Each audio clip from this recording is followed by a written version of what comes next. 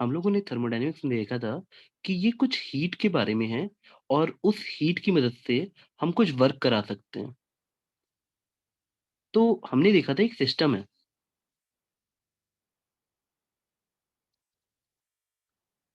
जो एनर्जी हम बिना मैकेनिकल वर्क कराए देते हैं, उसको हम लोग हीट कहते थे।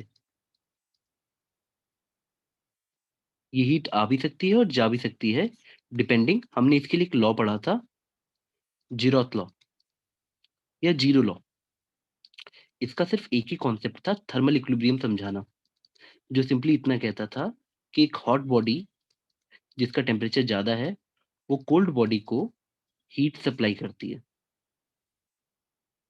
और ये तब तक चलता जाता है जब तक दोनों का टेम्परेचर सेम ना आ जाए। तो थर्मल इक्विलिब्रियम बनाने के लिए ये लॉ था। और सिंपली देखो बेटा, याद रखना, हीट तभी फ्लो करेगी जब हाईयर टेम्परेचर से लोअर टेम्परेचर को भेजा जाएगा, उल्टा फ्लो नहीं करेगी हीट। अगर इस सिस्टम में गैसेस एक्सपेंड होके कुछ वर्क करती हैं, तो वो हो सकता था बेटा, ऐसा भी हो सकता था कि सिस्टम पे वर्क हो और एक सिस्टम की इंटरनल एनर्जी रहती थी। इन सब को जोड़ के, इन सब कॉन्सेप्ट्स को जोड़ के हमने फर्स्ट लॉ डिटेल में पढ़ा था। बेटा आप लोगों को याद है, आने वाली एनर्जी के 2 काम होते हैं, या तो वो इंटरनल एनर्जी बढ़ाती है या तो वो वर्क डन करती है। आप खाना खाओगे तो या तो आप अपना वेट बढ़ा सकते हो या तो आप कुछ काम कर सकते हो उसी एनर्जी से। अब बेटा आप ऐसे सोचो, अगर लास्ट क्लास का आप लोग को याद है तो डेल्टा क्यू का फॉर्मूला हमारा क्या आया था? कभी भी किसी भी समय जब एनर्जी आती है, उस फॉर्मूले को हम लोग लिख सकते थे एन सी डेल्टा टी। और सी क्या होता है बेटा हमारा, बताओ? Molar specific heat capacity. बेटा आप लोग को हीट कैपेसिटी ये सब याद है लास्ट क्लास का? Yes sir. Yes sir. और डेल्टा यू के लिए एक स्पेशल टर्म था, कौन सा वाला बेटा? NCV delta T. Delta T. और वर्क डन का सबसे बेसिक फॉर्मूला बताओ बेटा?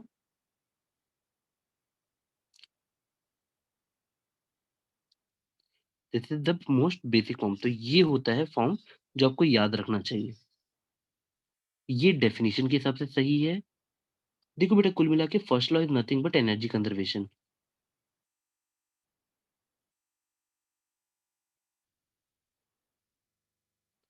जहाँ फिजिक्स में हम ये देखते हैं कि एक्चुअली में हमको इंजन्स बनाने होते हैं, कुछ करना होता है, तो जब गैस वर्क डन करती है तो हम उसको पॉजिटिव ले लेते थे। केमिस्ट्री में बस ऐसा होता है कि जस्ट लाइक, बेटा देखो केमिस्ट्री के लॉ समझना, ये वाला थर्मोडायनेमिक्स का ज़्यादा सिंपल है। अगर एक सिस्टम है, कोई भी चीज़ जो एनर्जी दे रही है पॉजिटिव, और कोई भी चीज़ जो एनर्जी बाहर ले रही है या सिस्टम की एनर्जी घटा रही है नेगेटिव, केमिस्ट्री इतना आप कभी कंफ्यूज नहीं होगे। ये केमिस्ट्री के साइन कन्वेंशन है। फिजिक्स में आप ऐसा सोचो, हीट आई तो अच्छा, आपकी जो इंजन है उसने काम किया तो अच्छा, यानी हीट इन पॉजिटिव होगा, वर्क डन पॉजिटिव होगा, हीट बाहर जाना नेगेटिव होगा। बेटा बात समझ गए ना? Yes sir. स्टिल आपको कोई भी और आप अपने देखो बेटा, जरूरी नहीं कि मैं जिस तरीके से आपको बताऊं आप उसी तरीके से सोचो। एक बच्चा ऐसे भी सोच सकता है कि सर फिजिक्स में यहाँ पे लिखा रहता है वर्क डन बाई गैस, और ये पीडीवी रहता है। केमिस्ट्री में हम लोग वर्क डन का फॉर्मूला लिख देते हैं माइनस पीडीवी। तो अपने आप खुद बताओ ना बेटा, इक्वेशन तो सेम है, लेकिन अगर मैं वर्क डन को माइनस पीडीवी लेके चलूंगा तो वो तो उधर चला जाएगा ना। आप मेरी बात समझे? Yes sir. केमिस्ट्री में आपकी इक्वेशन बस ऐसी हो जाएगी, delta Q plus delta W equal to delta U. और फिजिक्स में बेटा कुल मिला के दोनों चीजें वही हैं कि 100 जूल आया, थोड़ा इंटरनल बढ़ी, थोड़ा वर्क डन हुआ। फिजिक्स में हम work done by the gas कहते हैं और केमिस्ट्री में हम work done on the gas कहते हैं, और दोनों का साइन एग्जैक्टली उल्टा होता है। तो चलो, आपको कौन सा फॉर्मूला याद करना है? आपको ये वाला याद रखना है। N is number of mole, C is molar heat capacity, और delta T is change in temperature. बेटा इसके बाद हम लोगों ने देखा था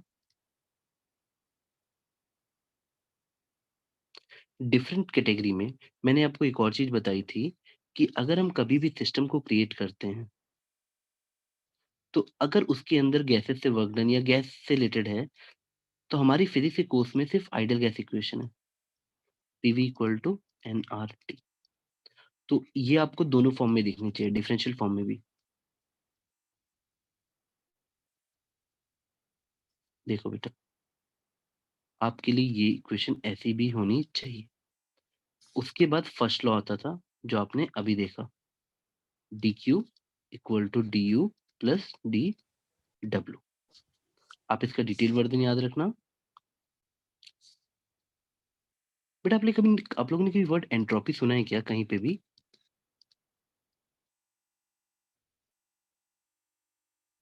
Yes. हाँ, क्या समझते हो आप एंट्रोपी से?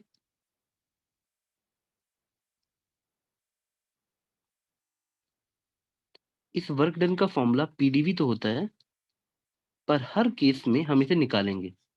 अगर आपको याद है लास्ट क्लास में हम लोगों ने निकाला था हर केस में। Yes, sir. तो ये सारी चीजें मिला के आपको मजबूत करेंगी। चलो बेटा एंट्रोपी पढ़ाने की मैं कोशिश करता हूँ। अगर आपको एंट्रोपी समझ आएगी तो आप बताना, और अगर किसी पॉइंट पे आप पटकते हो तो भी बताना मुझे, ठीक है? Yes, sir. सपोज एक बच्चा है, उसको सिंपल मैथ आ रही है। सिंपल मैथ इज लाइक कि 100 रुपया दिए मैंने अंदर, 100 रुपये मैंने अंदर दिए, 40 रुपये इसने सेविंग की और 60 रुपये का वर्क डन कर दिया। ये बात समझ आ रही है बेटा? ये कभी गलत नहीं है, this equation is perfectly okay. 100 रुपये आपने उसको दिए, 40 रुपीज की सेविंग हो गई और 60 रुपीज का वर्क डन या खर्च हो गए। तो एक बच्चा बोलता है क्या ऐसा हो सकता है कि मैं 100 रुपया दूं और 100 रुपये का वर्क डन हो जाए? आपको क्या लगता है ऐसा हो सकता है? No, sir.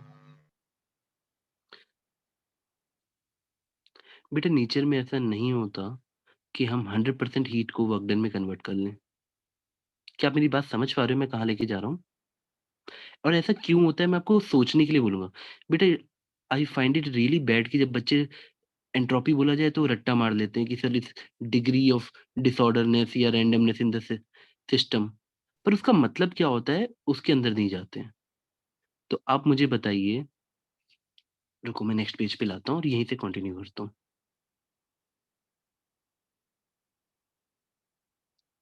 एक सेकंड बेटा। एक सेकंड। अरे अरे, चलो मैं यहाँ लिखता हूँ। मान लो बेटा मैं आपसे पूछता हूँ, हम वर्क डन कराते कैसे हैं? जैसे सपोज एक गैस है, आपको याद है एक पिस्टन बनाया था हम लोगों ने? रुको Yes, मैं sir. इसे कोशिश करता हूँ मैं बनाने के लिए फिर से। ये हमने पिस्टन नाम दिया था, ये पिस्टन है।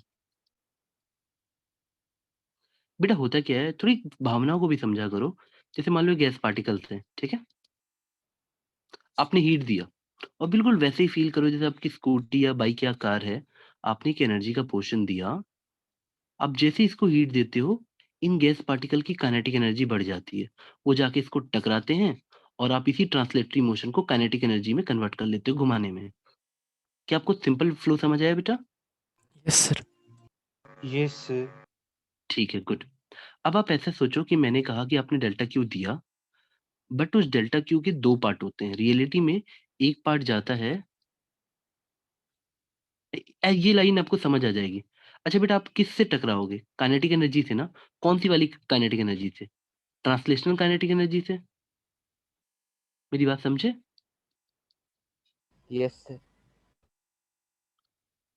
तो कई बार जब मैं इसको एनर्जी देता हूँ, तो ट्रांसलेशनल के साथ-साथ रोटेशनल, वाइब्रेशनल बहुत सारी एनर्जी और बढ़ती है।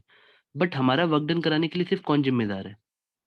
ट्रांसलेशनल। आपको मेरी बात समझ आई? सिंपल ये वाला हाफ एमवी स्क्वायर वाला। बट रोटेशनल हो गया, वाइब्रेशनल हो गया, वो एनर्जी हमने हीट दी, वो इधर भी जाती है। तो you can see that not अब बेटा देखो, एक मेरी बात समझना, ट्रांसलेशन का मतलब टेम्परेचर भी होता है, ऐसे सोचा करो। आप सिंपल सोचो कि आप एनर्जी दोगे और सारी काइनेटिक एनर्जी बढ़ाने के लिए जाएगी, नहीं बेटा।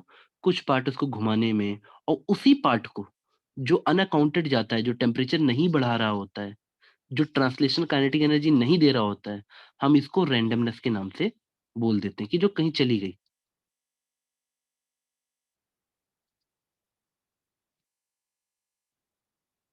बेटा ये मैंने शुरुआत की है, हो सकता है आप अपनी एक भाषा बना लोगे, लेकिन इतना समझो कि किसी चीज को एनर्जी देने पे आप एग्जैक्ट उससे उतना काम नहीं करा सकते। क्या ये बात तुमको थोड़ी बहुत समझ आ रही है बेटा? Yes sir. एक बच्चा यस तो सर। ऐसे भी सोच सकता है ना कि मैंने 10 जूल दिया, तो फिर काइनेटिक एनर्जी 10 जूल की बढ़ गई, अब पिस्टन उतना मूव कर जाएगा, 10 जूल जितना। पर ऐसा नहीं होता है। अगर आप किसी को एनर्जी देते भी हो, तो जो फॉर्म से वर्क होता है, वर्क किससे होता है? ट्रांसलेशन काइनेटिक एनर्जी से। अब आपकी सारी एनर्जी ट्रांसलेशनल के पास जा ही नहीं रही है। अगर जाती तो ऐसी दिक्कत नहीं होती। तब हम सिंपल इक्वेशन लिख देते, एंट्रोपी का जिक्र ही नहीं होता कहीं पे। अब बेटा देखो, तुमको हल्का सा फीलिंग आई, तो एक लाइन बनेगी कि not all the energy available for the system, not all the energy present in the system is available for work done. That portion will be required to define entropy. बेटा आपको थोड़ा सा समझ आया? Yes sir. Yes sir. और entropy थोड़ा सा abstract idea है, मतलब आपको लॉजिक से ही अच्छा समझ आएगा। मैं मैथमेटिकली भी दिखाऊंगा ना। बेटा मैं ऐसे लिख दूं, ds equal to D Q by T,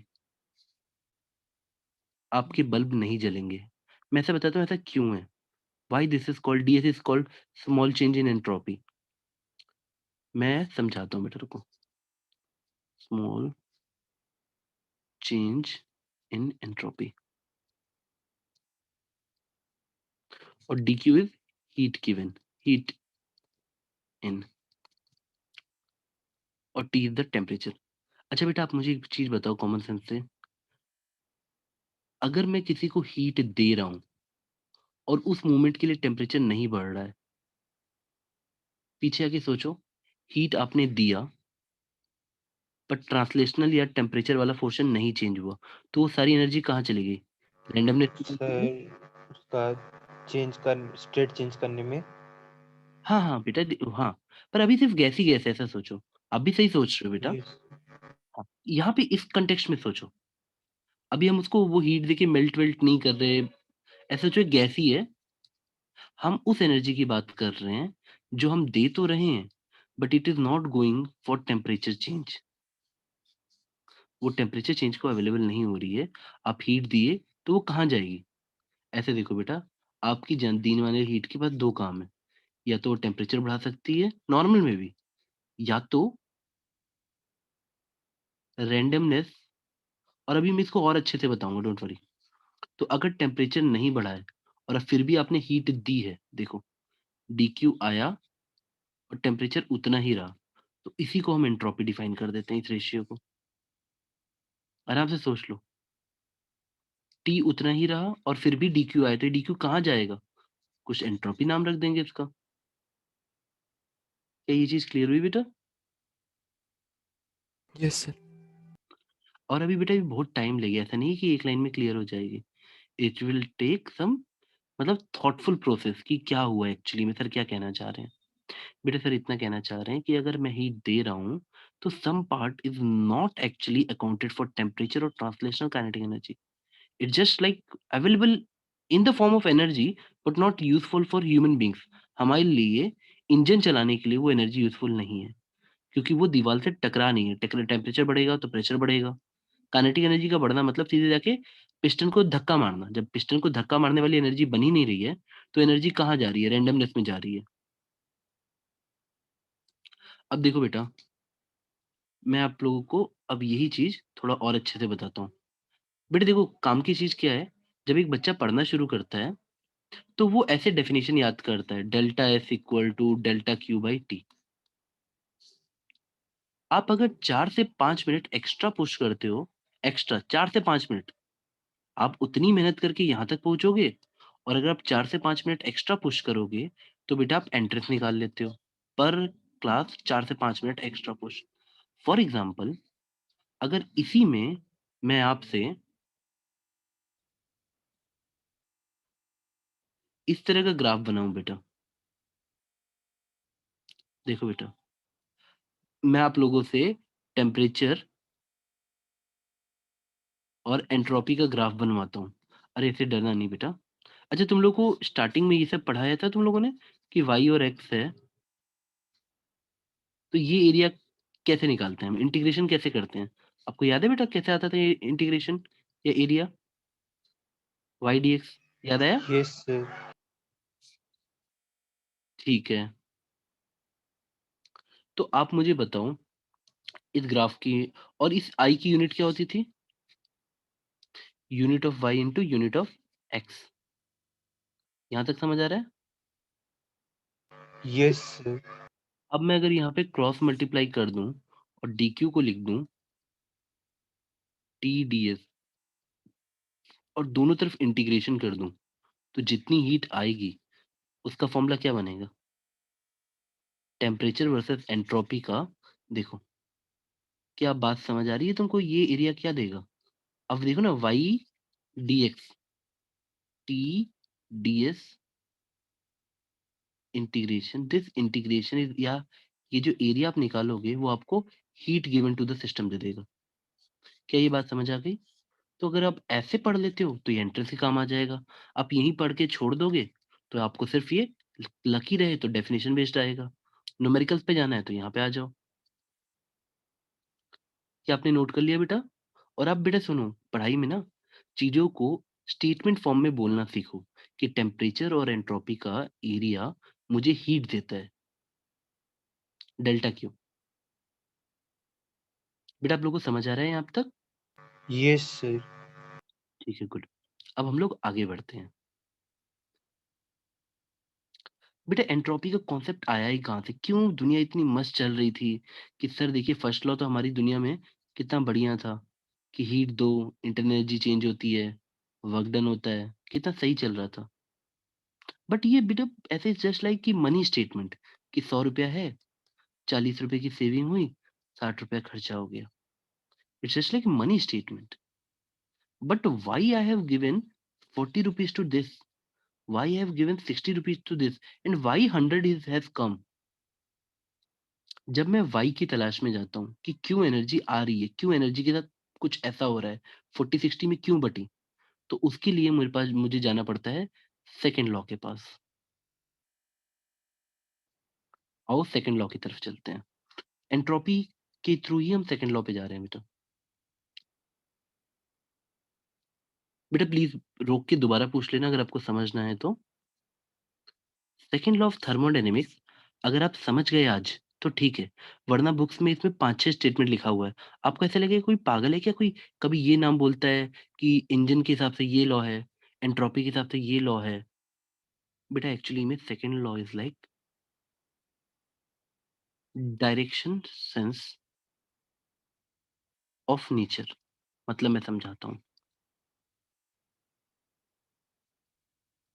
how things go in spontaneous process. मैं बहुत सारे टर्म लिखता हूँ, आप इसमें से अपना मतलब निकालो जो अपने आप होता हो। नेचर, हर उस चीज को मैं सेकंड लॉ बोलूँ, हर उस चीज को मैं सेकंड लॉ बोलूँगा जो नेचर कर सकती है और हम नहीं कर सकते, या जो नेचर में अपने आप होता है।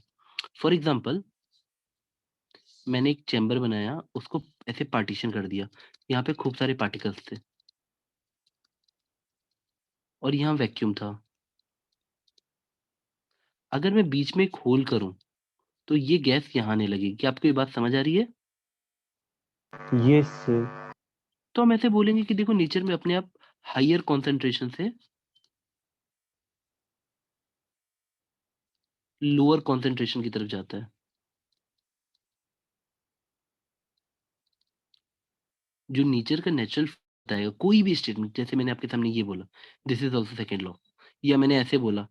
अच्छा एक चीज बताओ बेटा, जैसे मान लो मैंने तुमसे ये भी बोला कि एनर्जी हाई टेम्परेचर से लो टेम्परेचर की तरफ जाती है। अगर suppose T1 is greater then T2, तो एनर्जी का डायरेक्शन ऐसा होगा हीट का। This is also second law. अब आप बोलोगे सर ऐसा तो आपने जीरोथ में पढ़ा दिया था। बेटा जीरोथ में मैंने थर्मल इक्विलिब्रियम पे फोकस किया था कि अगर ए का टेम्परेचर बी के बराबर है, बी का सी के बराबर है, तो ए और सी का बराबर होगा। बट वो फ्लो करता है high temperature to low temperature, second law. बेटा आपको ये बात सब समझ आ रही है? Yes, sir. Yes, sir. अब मैं तुमसे बोलता हूँ एक पत्थर मैं उठाता हूँ और छोड़ देता हूँ, वो नीचे जाता है। एक चार्ज मैं लूंगा, इलेक्ट्रिक फील्ड में उसे छोड़ूंगा, इलेक्ट्रिक फील्ड उसे ढकेल देती है दूर, अगर इलेक्ट्रिक फील्ड ऐसे है तो। अब आप बोलोगे सर आप क्या-क्या बोल रहे हो, इलेक्ट्रिक फील्ड, चार्ज, स्टोन छोड़ रहे हैं, ये ज़मीन पे गिर जाएगा। बेटा पूरे नेचर में हमेशा ऐसा होता है कि हम लोएस्ट पोटेंशियल एनर्जी अटेन करना चाहते हैं। ग्रेविटेशन पढ़ा है ना तुमने? Yes, whenever sir. You will let to any system to work automatically, हमेशा वो लोएस्ट पोटेंशियल एनर्जी अटेन करना चाहेगा।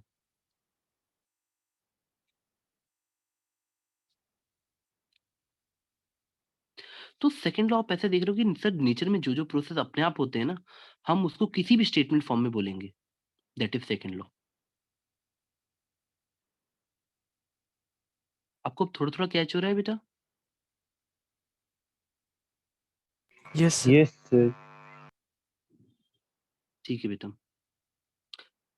अब देखो बेटा मैं ना तुमको जिस भी फॉर्म में बोलोगे, तुम बोलोगे सर नहीं मुझे एंट्रोपी के हिसाब से बताइए व्हाट इज़ सेकंड लॉ, मुझे इंजन के हिसाब से बताइए। तुम जैसे बोलोगे मैं वैसे एक्सप्लेन कर दूँगा।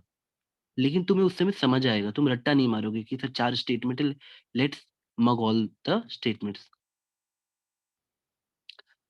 अच्छा बेटा ये बताओ, हम लोग वर्क डन से हीट कन्वर्ट कर लेते हैं अच्छा खासा।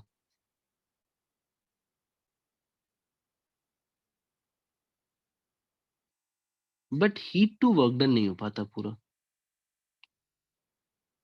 यहाँ पे एफिशिएंसी अच्छी रहती है, यहाँ पे एफिशिएंसी उतनी अच्छी नहीं रहती। बट आप लोग समझते हो एफिशिएंसी का सिंबल ऐसे होता है, ईटा टाइप का।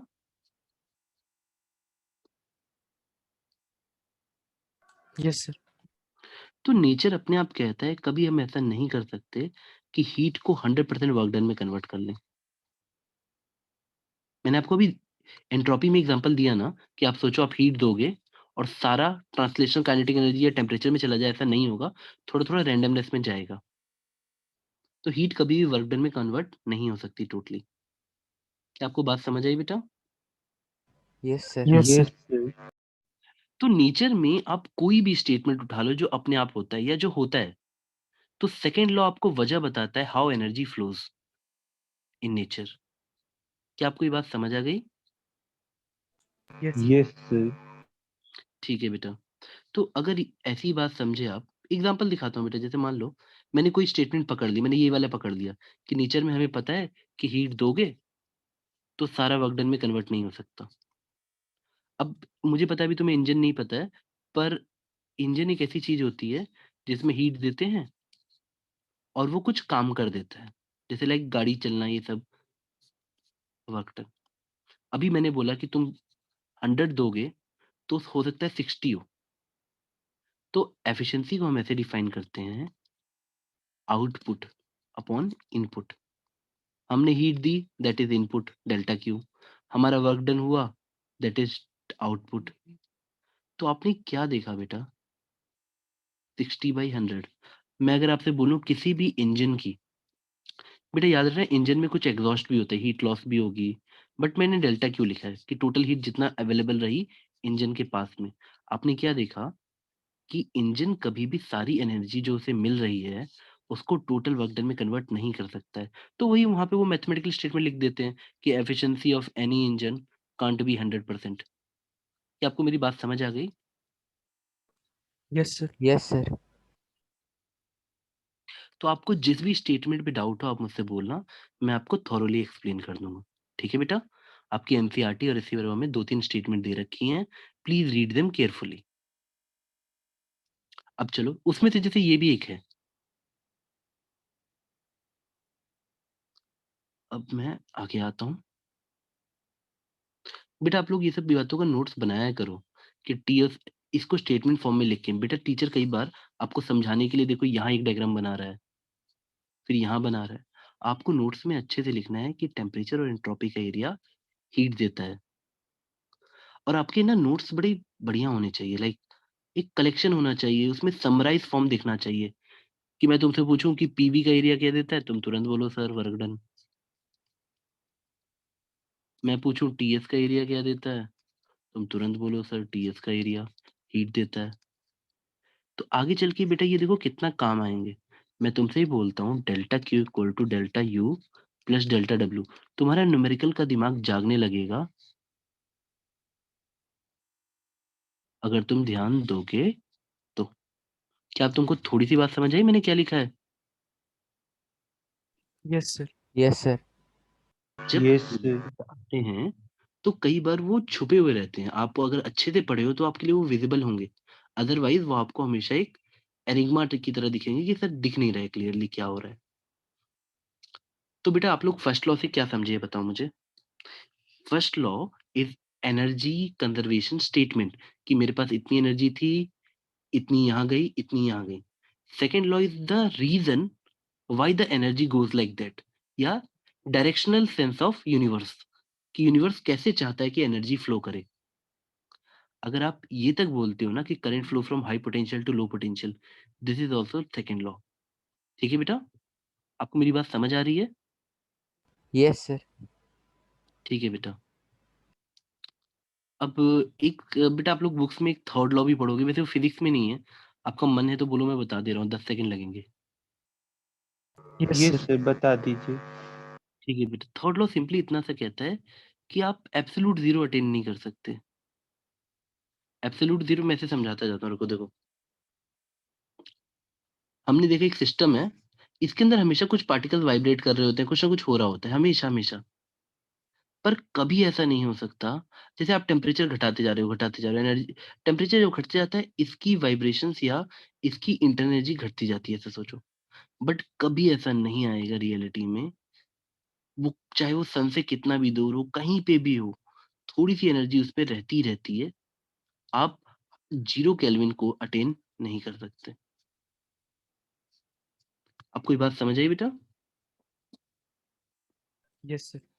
0 केल्विन या absolute zero is not feasible. हम कभी भी उसको अटेन नहीं कर सकते। कहीं न कहीं थोड़ी-सी एनर्जी रह ही जाएगी। बेटा अर्थ पे तो बिल्कुल नहीं, प्लूटो पे भी नहीं, कहीं पे भी नहीं। हम 0% एनर्जी पे नहीं जा सकते बेटा।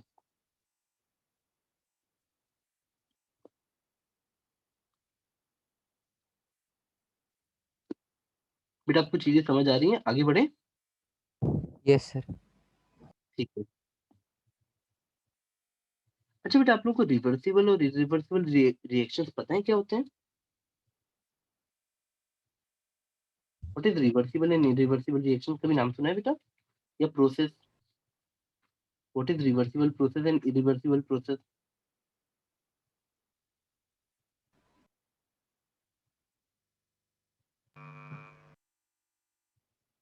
आपके कोर्स में कौन से प्रोसेस पढ़ते हैं फिजिक्स में हम लोग बताओ?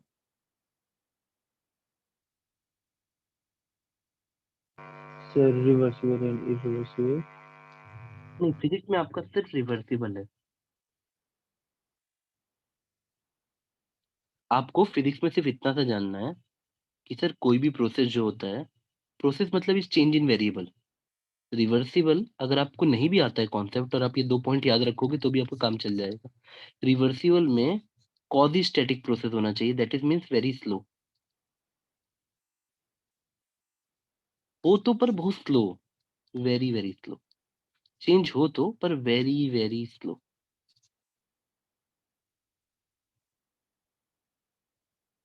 और दूसरा कोई भी डिसिपेटिंग फैक्टर ना हो मतलब जो एनर्जी का लॉस कराए। नो डिसिपेटिंग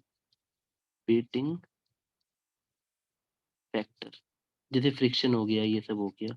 हम बढ़िया-बढ़िया पढ़ते हैं फिर इसमें आइडियल केसेस। अगर आपको ये 2 चीज़ बेटा प्लीज़ नोट्स बनाते चलना।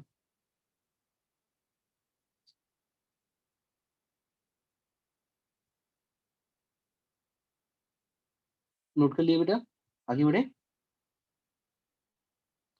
इसी को आपको यस ऐसे सर। कहते हैं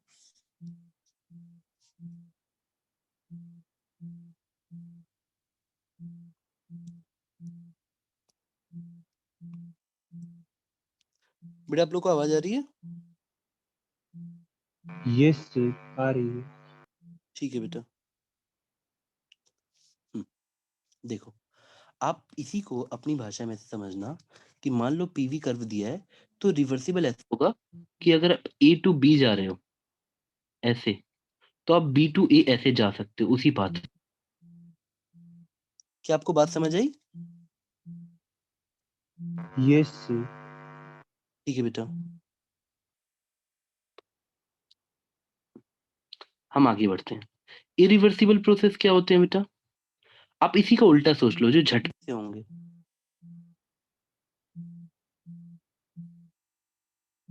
और सर उसमें डिसिपेटिंग फैक्टर होगा ना? अगर हम इरिवर्सिबल प्रोसेस की बात करें, तो क्यों कोई चीज इरिवर्सिबल होगी? Why some process will be irreversible? अगर वो सडन होते हैं, उसमें डिसिपेटिंग फैक्टर होता है। और रिवर्सिबल में ये होता है, आप उसी पाथ से एग्जैक्ट वापस आओगे।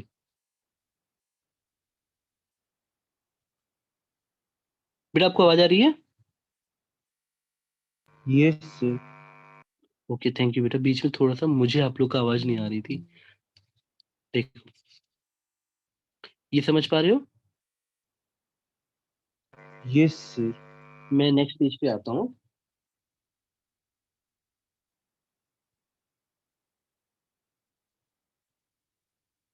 सपोज मुझे आपको समझाना है।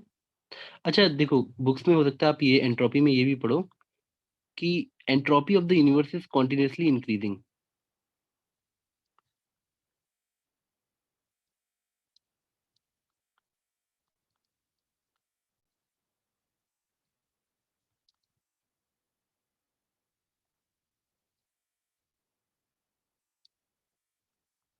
इस लाइन का मतलब क्या होता है बेटा, बताओ?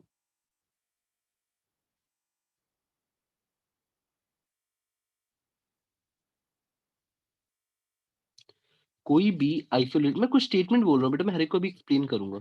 कोई भी आइसोलेटेड सिस्टम होता है, अगर एक बार उसकी एंट्रोपी बढ़ी तो बढ़ती रहती है। एंट्रोपी सिर्फ बढ़ती है आइसोलेटेड सिस्टम के लिए। ऐसा क्यों?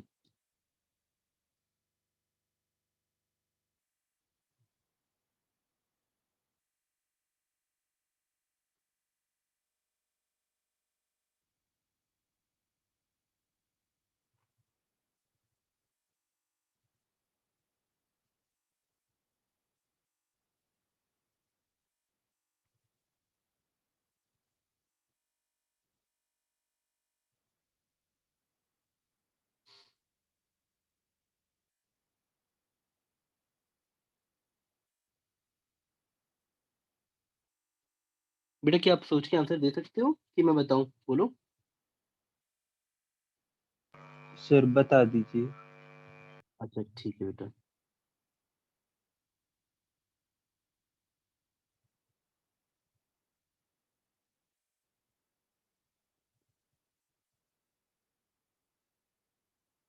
देखो चलो, मैं कोशिश करता हूँ, मैं थोड़ा सिंपल तरीके से बताता हूँ। मान लो मैं ऐसा दिखाता हूँ शायद जो विजुअली तुमको समझ आए। अगर हम कभी भी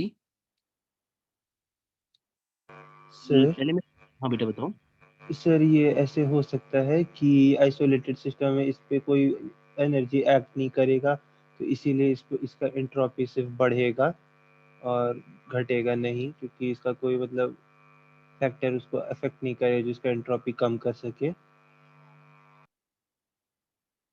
हाँ आप ऐसे कह सकते हो बेटा, हाँ।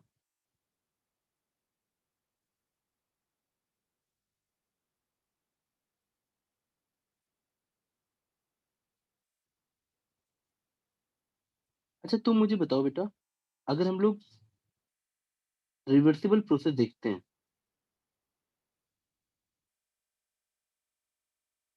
जैसे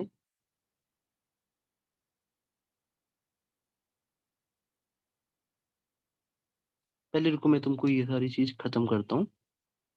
मैं यहाँ पे था। इसमें अगर कोई प्रोसेस बहुत स्लो हो रहा है, तो पी इंटरनल और पी एक्सटर्नल बेटा क्या ऑलमोस्ट सेम नहीं चलेगा क्या?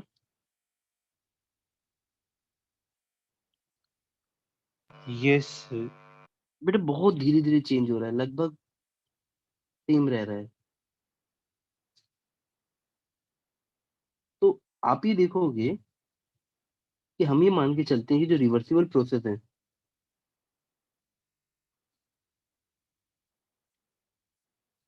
वो बड़े स्लो होते हैं और उसमें मतलब ऐसा नहीं कि प्रेशर बाहर का और अंदर का लगभग सेम होगा।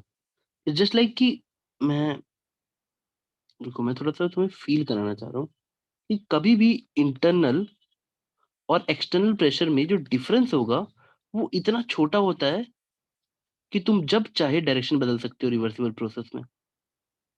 हल्का सा प्रेशर यहाँ बढ़ाया, जो सिस्टम अभी ऐसे चल रहा था, वो ऐसे चलने लगेगा। हल्का सा बस चेंज। मतलब ये बहुत स्लो होता है बेटा जस्ट लाइक कि तुम जितना आगे जा रहे हो, उससे थोड़ा पीछे आने पे भी तुम वही उसी स्टेट में रहते हो लगभग।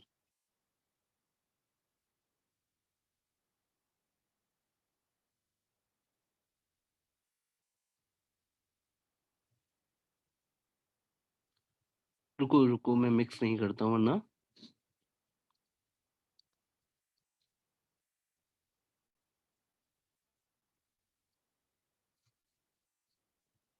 ये हमारी डेफिनिशन है बेटा इसकी, एंट्रोपी चेंज की।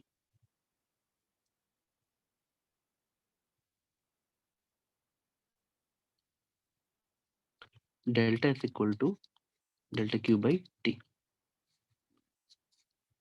अगर मैं कोई सिस्टम लेता हूँ, देखो बेटा, मैंने कोई सिस्टम लिया और किसी वजह से उसकी एंट्रोपी है, वो अगर मैं सोचूं अपने आप घटेगी तो पॉसिबल नहीं है बेटा। किसी भी चीज को ऑर्डर में लाने के लिए आपको वर्क करना पड़ेगा। मैं ऐसे समझाता हूँ बेटा कि मान लो ये सब लोग रैंडम है, ऐसे जा रहे हैं, कहीं भी जा रहे हैं, तो इनको ऑर्गेनाइज करने के लिए एक्सटर्नल आदमी चाहिए। अच्छा बेटा ऐसे सोच लो कि एक स्कूल है जिसमें टीचर्स ही ना हो, तो उन बच्चों का रैंडमनेस अपने आप डिक्रीज होगा क्या? नो सर और बेटा स्कूल नहीं, यहाँ पे मतलब सोसाइटी का भी सोच लो। हमेशा ये सोचो कि अगर पुलिस लॉ ऑर्डर नाम मात्र भी नहीं होते, तो हमेशा रैंडमनेस ये सब चीजें इंक्रीज होती, कोई भी चीज कहीं भी हो रही होती। तो कोई भी जो आइसोलेटेड सिस्टम होता है, जब तक उसको बाहर से इन्फ्लुएंस नहीं करोगे, चाहे आपकी सोसाइटी या कोई भी है, जब तक आप बाहर से इन्फ्लुएंस नहीं करोगे तो इसकी एंट्रोपी नहीं घटने वाली। ये रैंडमनेस बढ़ेगी ही बढ़ेगी। बट अगर आप बाहर से कंट्रोल कर रहे हो तो वो चेंज हो सकती है, कम भी हो सकती है बेटा, ज़्यादा भी हो सकती है। एंट्रोपी घटती भी है बेटा, बट आइसोलेटेड सिस्टम की कभी नहीं घटती है। और देखो बेटा हो सकता है कई बच्चों को लॉजिक वाइज ऐसे या स्टेटमेंट वाइज समझ आ गया होगा सोसाइटी वाली बात, और कई बच्चे वैसे होते हैं कि सर मान लेते हैं मुझे सर मैथमेटिकली समझाइए, तो मैं बोलता हूँ बेटा देखो समझो, एक बॉडी ए है, उसका टेम्परेचर T1 है, एक बॉडी बी है, उसका टेम्परेचर T2 है। ये दोनों मिला के यूनिवर्स है या टोटल आइसोलेटेड सिस्टम है, एक सिस्टम है। मैं मैथमेटिकली भी समझा दे रहा हूँ बेटा ताकि तुम लोग कहीं ऐसा फील ना हो कि सर ने स्टोरी सुना दी सिर्फ। आप मुझे बताओ कि अगर T1 is greater then T2 तो कहाँ से कहाँ जाएगा हीट? ऐसे जाएगा? Yes, sir. 8. ठीक है बेटा। तो किसने हीट दे दिया बेटा बताओ? ए ने। किसने गेन किया? बी ने। अगर ये डेल्टा क्यू हीट चली गई तो एंट्रोपी का फॉर्मूला होता है delta is equal to delta Q by T. जब आती है हीट तो एंट्रोपी बढ़ती है, जब हीट जाती है तो एंट्रोपी घटती है। क्या ये बात आपको समझ आ गई बेटा? Yes, sir. यस सर अच्छा ठीक है। किसका टेम्परेचर ज्यादा है, T1 या T2 का बताओ? T1 का। Even. Yes. तो एक एग्जांपल से बेटा मैं जैसे एक एग्जांपल ले लेता हूँ ताकि तुमको तुरंत क्लिक कर जाए। सपोज ये T1 50 केल्विन पे है और ये 30 केल्विन पे, छोटे छोटे लेते हैं ताकि तुम्हें दिखे भी। और सपोज 10 जूल हमने दिया है, ठीक है? T1 ने T2 को 10 जूल दिया। तो बताओ T1 की एंट्रोपी कितनी घटी? इसका टेम्परेचर कितना था? 50 और इसका क्या कहते हैं, हीट इसने कितनी दी? 10, 10/50। तो इसका लॉस हुआ, देखो बेटा इसका डेल्टा क्यू गया है, बॉडी ए ने हीट दी है, तो -10/50 हुआ, है ना? पर बॉडी बी ने गेन किया, इसने गेन कितना किया? 10, हीट आई 10 और कितना टेम्परेचर था बेटा इसका? 30। अब तुम मुझे बताओ बेटा, इसका गेन ज़्यादा हुआ कि उसका लॉस ज़्यादा हुआ? ये देखो, इसका डेल्टा एस घटा और इसका डेल्टा एस बढ़ा, तो दोनों को ऐड करो तो मुझे बताओ पूरे यूनिवर्स का टोटल क्या बढ़ा या घटा? सर डिक्रीज हुआ। सर घटा। अरे मैथमेटिशियन हो, सामने लिखा हुआ है, जोड़ नहीं पा रहे बच्चों। ये बताओ तुमको ये सिंपल भाषा समझ आ रही है कि एक बॉडी हीट देगी दूसरी लेगी? इतना समझ आ रहा है? यस एक सर। Yes sir. तुम मुझे बताओ, मैंने तो बोला तोड़ दिया बेटा, आप कहीं बुक में ऐसा देखोगे तुमको ऐसे बोलेगा कि मान लो ए ने बी को 10 जूल लिया। हमने फॉर्मूला क्या है एंट्रोपी का? Delta Q by T. तो डेल्टा क्यू हमने कितना लिया ए के लिए? हीट बाहर गई है तो -10 बाई द टेम्परेचर ऑफ ए, हमने एज्यूम किया 50 केल्विन, तो -10/50, तो -1/5 डिक्रीज इन एंट्रोपी। और बी ने कितना गेन किया? हीट मेरे जितना ए देगा उतना ही बी लेगा, तो ए की बी की हीट कितनी हो गई? 10 और उसका टेम्परेचर कितना था? 30। तो तुम मुझे बताओ 1 सर बाई, बढ़ेगा। यस सर बढ़ेगा। आप स्टेटमेंट क्यों नहीं देख रहे हो बेटा? मैंने आपको बोला था क्या statement? Entropy of the universe is increasing, isolated system की एंट्रोपी बढ़ती है। इसी वजह से बढ़ती है क्यों बेटा? अगर कोई भी ए जब बी को हीट देता है तो उसी वजह से देता है कि उसका टेम्परेचर कम है। बेटा देखो डेल्टा क्यू दोनों का सेम है, पर हीट कहाँ जा रही है? High to low. T2 लो है तो डेल्टा क्यू बाई न्यूमरेटर दोनों का सेम है। ये सोचो ये पॉजिटिव है या नेगेटिव, आप बताओ, कॉमन सेंस समझ आया? T2 छोटा है ना बेटा, यस सर। Yes sir. तो yes. Net is always greater than zero. Entropy सिर्फ बढ़ सकती है, घट नहीं सकती। मैंने मैथमेटिकली दिखाने की कोशिश की है। और बेटा मैं यही बोल रहा हूँ, मान लो, देखो बेटा देखो अंतर क्या होता है। मैं आपको ये स्टेटमेंट लिखा देता और हो सकता है कि मैं किसी पॉइंट के लिए आपको ये समझा दूं कि देखो बेटा अगर स्कूल है टीचर नहीं होंगे तो रैंडमनेस बढ़ती जाएगी। लेकिन अगर आपको रिवीजन करते वक्त वो चीजें स्ट्राइक नहीं कर रही, फील नहीं हो रही है मैथमेटिकली, तो आप मुझसे बोल सकते हो, मैं डिटेल में चले जाऊंगा। और 11th की बुक्स को बेटा प्लीज अपने पास रखना, 12th में जाने के बाद एक सिंपल सा स्टेटमेंट याद रखना, whoever student carries 11th book in 12th is only eligible for entrance, otherwise he is not eligible for entrance, even not for good marks in board। आपको बेटा याद रहेगी बातें? एक के बीच और बेटा you can always rectify your mistakes, जो भी आपने अब तक गलती की है या आपको लगता है आप अब तक परफेक्ट हो, तो उसमें और चीजें ऐड करो। But day in day out आप चाहो तो एक एक दिन करते हुए इम्प्रूव करते हुए 3-4 महीने पे अपना कोई अच्छा वर्जन बन सकते हो जो आपको कुछ अचीव करता हुआ दिखे। बेटा मैं आगे बढ़ूं?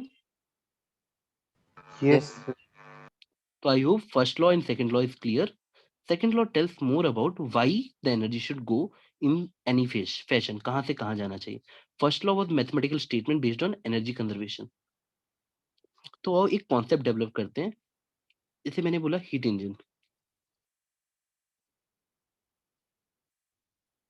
Let's see what is heat engine. Heat engine में हम लोग सेकंड लॉ का फायदा उठाते हैं, हम एक पोर्शन को हाई टेम्परेचर पे रखते हैं और दूसरे पोर्शन को लो टेम्परेचर पे रखते हैं। अपने आप जब हीट ऐसे जा रही होती है तो हम इसमें से बीच में से कोई वर्क डन करा लेते हैं। क्या आपको ये बात समझ आई थोड़ी सी? एक हीट निकली हाई टेम्परेचर से, T A is greater than T B. Nature अपने आप हाई से लो ही एनर्जी भेजता है। अब ये हमारी चालाकी है कि हम बीच में वर्क डन करा लें। अगर आपको ऐसे फीलिंग लेनी है, आपने पेट्रोल डाला गाड़ी में, कंबशन हुआ, Q1 पैदा हुआ, कुछ एग्जॉस्ट हो जाता है। आपको पता है ना बेटा कुछ चीज, आप कभी भी पेट्रोल इंजन, डीजल इंजन देखोगे तो पीछे एक साइलेंसर लगा होता है जिससे एग्जॉस्ट गर्मी या धुआं बाहर जा रहा होता है। तो अगर मैं फर्स्ट लॉ लगाऊँ तो आपको ये समझ आ रहा है Q1 equal to Q2 plus W? Yes sir. Yes sir. ठीक है। अब तुम क्या चाहो? वर्क डन क्या है? जितनी तुम्हारी कार या बाइक चली, तो तुम क्या चाहोगे? वर्क डन अच्छा-अच्छा हो जाए, Q2 0-0 हो जाए और Q1 भी कम-कम लगे। ऐसा चाहोगे ना बेटा? पेट्रोल भी कम लगे, गाड़ी भी ज़्यादा चले और धुआँ भी ना फैलाए या एग्जॉस्ट भी ज़्यादा ना हो। Yes sir. Yes sir. तो आप एक काम करो, कोई फैक्टर डिफाइन करो। हम लोगों ने डिफाइन किया यहाँ पे एफिशिएंसी।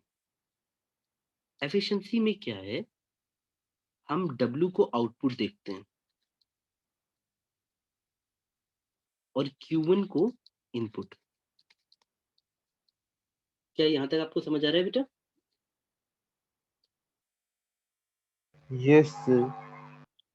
तो एफिशिएंसी का फॉर्मूला क्या बन गया और हम W की जगह क्या लिख सकते हैं? Q1 माइनस Q2 लिख सकते हैं। Yes sir. तो आप पुट कर दो W की जगह Q1 माइनस Q2।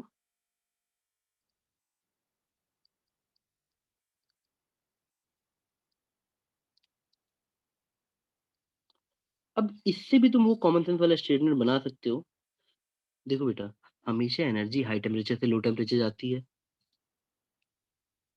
तो Q1 हमेशा Q2 से बड़ा होगा, वरना वो हीट निकलेगी ही क्यों? अगर तुम ये सोचो ना, अगर दोनों टेम्परेचर सेम होता तो क्यों निकलेगा? हमेशा Q1 will be greater than Q2। और जब तक ये रहेगा, एफिशिएंसी बेटा कभी भी 100% नहीं हो पाएगी। देखो, माइनस का फैक्टर हमेशा रहेगा। आपको परसेंटेज में एफिशिएंसी निकालनी है, तो इसके साथ 100 मल्टीप्लाई कर देना। मतलब लाइक आपको परसेंटेज एफिशिएंसी निकालनी हो, तो 1 minus Q2 by Q1 into 100 करना, तब आपको परसेंटेज में मिलेगा। वरना ये वाला फ्रैक्शन में। व्हेन आई से 1/3 मतलब 1/3 energy is used for work done. 100 joule दोगे तो 33.333 वर्क डन के लिए यूज होगी, फ्रैक्शन के हिसाब से बात करें तो। और अगर जब 100 से मल्टीप्लाई कर दोगे तो वही परसेंटेज में हो जाएगा। फिर इतना नोट कर लिया। सर कर रहे हैं। Yes sir. हाँ, अब हम एक काम करते हैं, एक पर्टिकुलर साइकिल पढ़ते हैं। आप लोगों ने कर्नॉट साइकिल का नाम सुना है? No sir. अच्छा ठीक है, मैं बताता हूँ। देखो बेटा, हमको ना जैसे डिफरेंट टाइप की हम साइकिल्स बना सकते हैं जो चलती हैं। जैसे हमारी बाइक भी एक साइकिल में चलती है, कंबस्शन वाली साइकिल में। अगर हम डिफरेंट टाइप की साइकिल्स बनाते हैं और उसके थ्रू हम वर्क डन कराते हैं, तो मैं कोशिश करता हूँ आपको समझाने की, पर ये डायग्राम पहले बनाओ। ऊपर डालो कोऑर्डिनेट।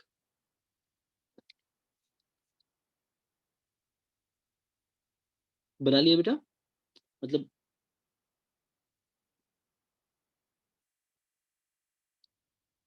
थोड़ा सा बड़ा डायग्राम बनाऊंगा और हो सकता है मैं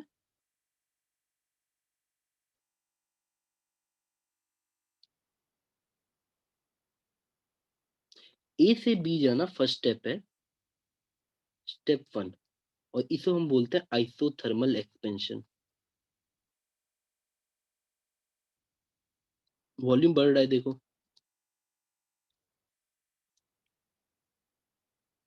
फिर बी से सी क्या होता है?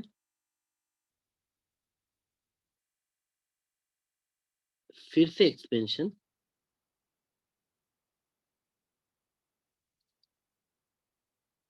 Adiabatic expansion. फिर आता है डी तक, third part is called isothermal compression. बेटा थोड़ा सा पेशेंस दो, मैं अभी तुमको स्टोरी की तरह बता दूंगा।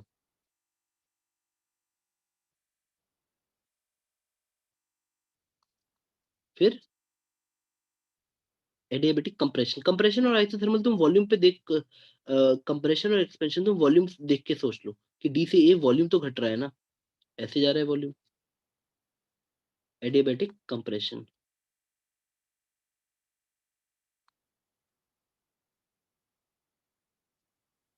बेटा क्या आप लोग का डायग्राम बन गया? No sir.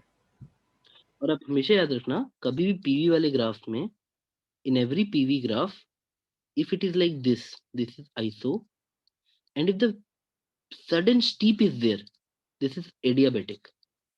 याद रखना बेटा, ग्राफ आइडेंटिफाई करना p वर्सेस p में।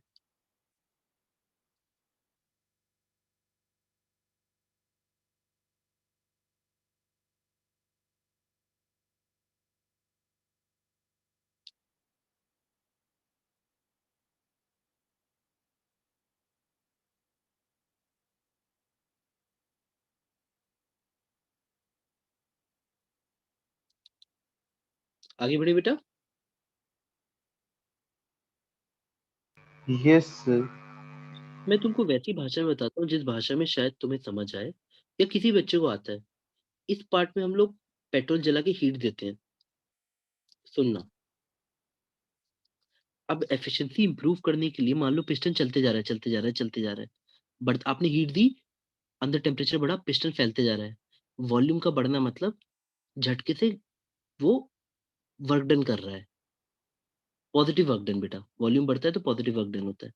अचानक से नेक्स्ट में बी से सी एडियाबेटिक हो, आपने, बेटा एडियाबेटिक प्रोसेस की डेफिनेशन क्या होती है? नो हीट गिवन, यानी आपने पेट्रोल काट दिया। बेटा आप खुद चाहोगे ना कि हमेशा पेट्रोल बर्न ना होता रहे, थोड़ा सा पेट्रोल जाए, थोड़ा सा स्प्रे टाइप का पेट्रोल जाए, जले, एनर्जी बने, वर्क डन चलता रहे, ऐसा ही चाहोगे ना? अब अगले वाले पोर्शन में कोई डेल्टा क्यू जीरो हो जाता है। एडियाबेटिक की डेफिनेशन होती है कोई हीट नहीं चाहिए, पेट्रोल की सेविंग हुई, लेकिन आपका वर्क डन चलता रहा उसी फ्लो में, जो फ्लो आपने दिया था हीट देके, उसी फ्लो में बी से सी तक पहुंच गए। अब उसी वर्क डन का एक पोर्शन से झटके से हम आइसोथर्मल कंप्रेशन कराते हैं, उसके बाद एडियाबेटिक कंप्रेशन, और फिर से वहीं पहुंच जाते हैं, और फिर से थोड़ी पेट्रोल देते हैं, और ये चलता रहता है। बेटा क्या आप बात समझ पा रहे हो? लेकिन बेटा देखो इसका उल्टा है, जब वॉल्यूम बढ़ता है तो, बेटा देखो जैसे ऐसे समझा रहा हूँ, यहाँ हीट इन हुआ है तो यहाँ हीट आउट होगा। मैं आपको अभी मैथमेटिकली भी दिखाऊंगा ये सब चीजें, मतलब भावनाओं को समझ जाओ पहले। एक पार्ट में हीट ली है, एक पार्ट में एग्जॉस्ट किया है, और फिर से हम वहीं पहुंच गए हैं, और ये सिलसिला चलता रहता है। और पीवी के अंडर में जो एरिया बनता है, ये वर्क डन होता है, जिससे हमारी गाड़ी आगे बढ़ती रहती है। क्या आपको थोड़ा थोड़ा वर्ड समझ आ रहा है बेटा, feeling wise? Yes sir. Yes ठीक है। सर। अब इसमें होता क्या है, एवरी स्टेप को हमको तोड़ के अच्छे से पढ़ना पड़ता है। ए से बी क्या हुआ, बी से सी क्या हुआ, सी से डी, और आप इसे गाने की तरह याद कर लो, आइसो एडिया, आइसो एडिया, आइसोथर्मल एक्सपेंशन, फिर एडियाबेटिक एक्सपेंशन, फिर आइसोथर्मल कंप्रेशन, फिर एडियाबेटिक कंप्रेशन। तो पहले पार्ट को पढ़ते हैं बेटा, चलो। और साइकिल इसलिए बोलते हैं, जब घूम के तुम वहीं ए पे आ जाते हो, एक प्रोसेस के बाद फिर से तुम ए पे आ जाते हो। मैं ऐसे जाता हूँ, अब एक एक स्टेप को समझाता हूँ, और बेटा आप बिल्कुल फुर्सत में इसको समझना।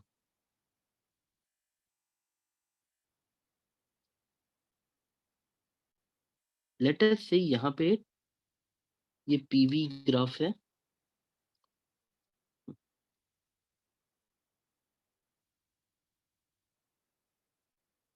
हमसे बेटा न्यूमेरिकल पूछा जाता है। कैसे? तुम मुझे बताओ बेटा, ये कौन सा कंडीशन है? ये आइसोथर्मल था, आइसोथर्मल एक्सपेंशन, वॉल्यूम का बढ़ना।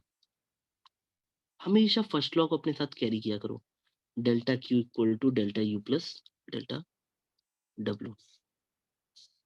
बेटा आइसोथर्मल का मतलब क्या होता है? सेम टेम्परेचर ना, तो N C V delta T will be zero. तो क्या जीरो हो जाएगा? डेल्टा टी जीरो होगा तो इंटरनल एनर्जी जीरो। ये बात समझ आई? Yes sir. Yes sir. तो अगर कोई तुमसे पूछे क्या हुआ, तो तुम बोलोगे भाई, जो, बेटा देखो समझो, डेल्टा क्यू का, और जब डेल्टा यू जीरो है फर्स्ट स्टेप में, बेटा ये एनर्जी कंजर्वेशन है, तुम इसको एक स्टेप पे भी लगा सकते हो, पूरी साइकिल पे भी लगा सकते हो।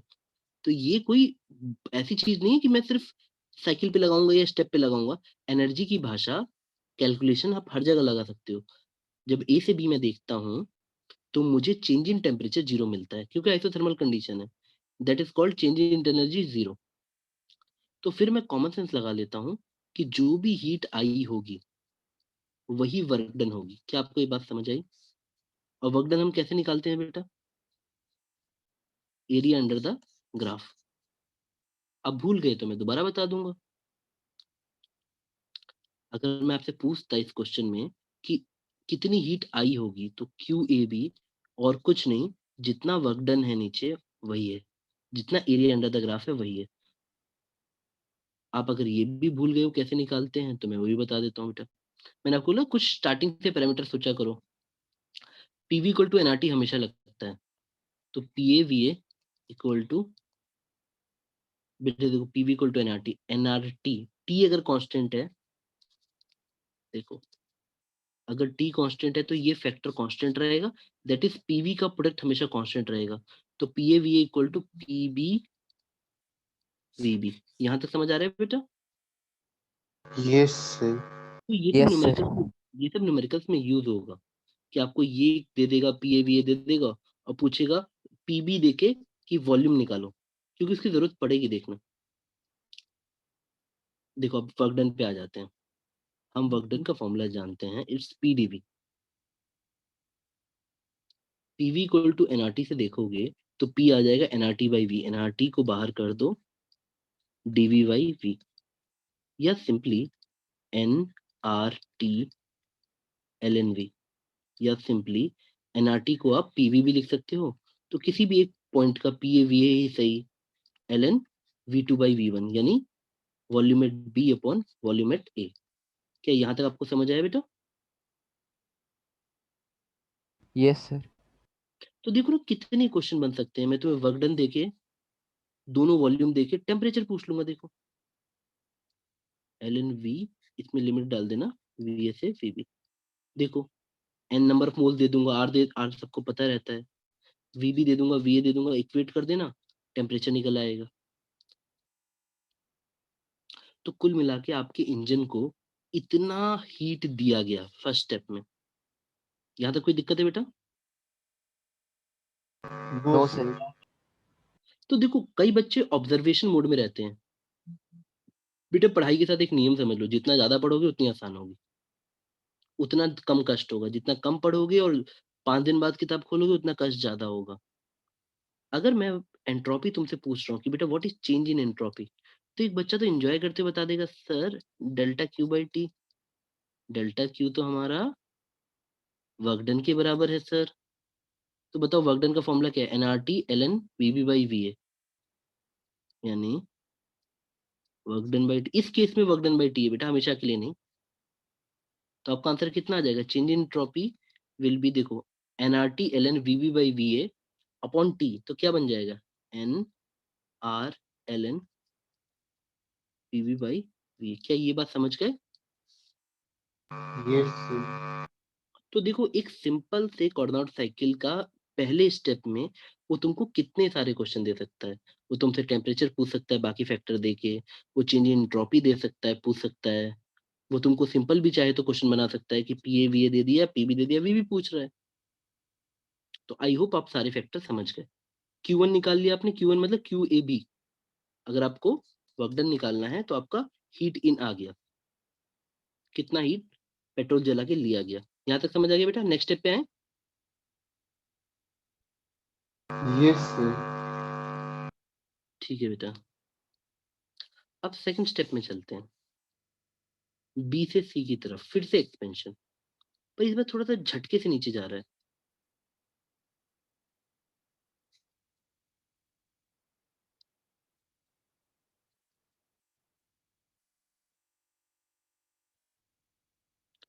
बेटा एडियाबेटिक प्रोसेस में ये एडियाबेटिक एक्सपेंशन है।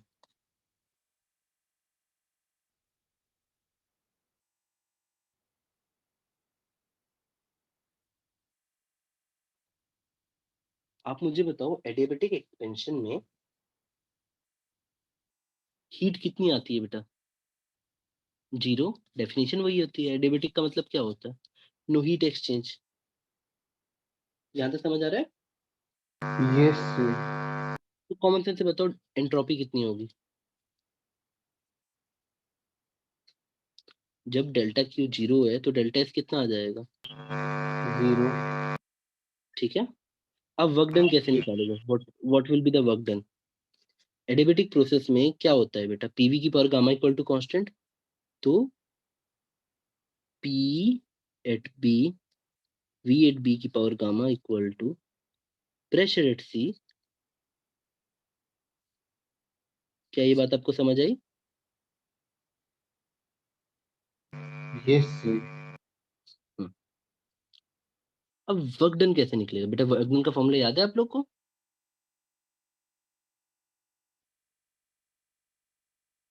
वर्क डन का फॉर्मूला था बेटा, क्लास के नोट्स आप लोग प्लीज बनाया करो वरना आपको प्रॉब्लम होगी बाद में। P initial V initial minus P final V final, ये था बेटा। तो अगर आप इस फॉर्मूले को लगाओगे तो आपको इस प्रोसेस में वर्क डन कितना मिलेगा बेटा बताओ? हमारा पी इनिशियल है P B V B minus P C V C by gamma minus one, और गामा था आपका C P by C V, अगर आप भूल रहे हो तो।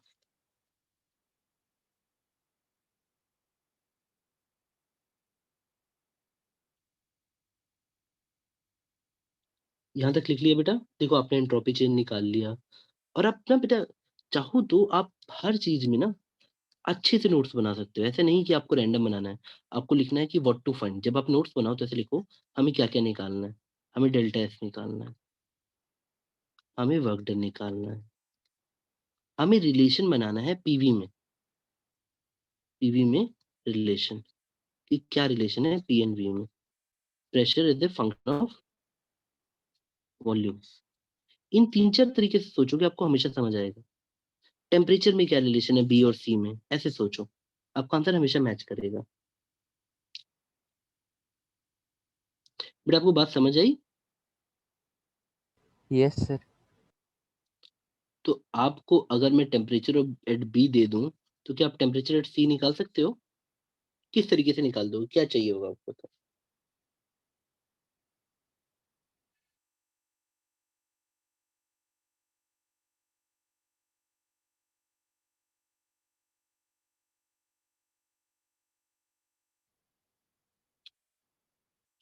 देखो बेटा, आपको सब बच्चों को एडियाबेटिक केस में ये टर्म याद रहना चाहिए। सबको याद रहना चाहिए। ये बिल्कुल जस्ट लाइक डेफिनेशन है।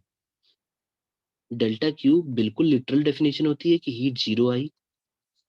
लेकिन जो पहला मैथमेटिकल स्टेटमेंट, जैसे मान लो पीवी इक्वल टू एनआरटी लिखा है, अगर मैं आप बोलूं आइसोथर्मल तो आपको तुरंत याद होना चाहिए पीवी इक्वल टू कांस्टेंट। उसी तरह से एडियाबेटिक के लिए पीवी की power gamma equal to constant सबको याद कर लेनी चाहिए। और मनी मन उनको पता होना चाहिए कि सर ने लिखवाया था कि पीवी इक्वल टू एनआरटी ब्रह्म सत्य है, हमेशा ट्रू होगा। अब अब ये बताओ, अगर ये हमेशा सच है, तो अगर पीवी की पावर गामा कांस्टेंट लिखा है, तो क्यों ना मैं टेम्परेचर निकालने के लिए पी को लिख दूं N R T by V, और यहीं पुट कर दूं पीवी की पावर गामा में इक्वल टू कांस्टेंट में। जब पी की जगह तुम पुट करोगे एन आर टी की power, sorry N R T by V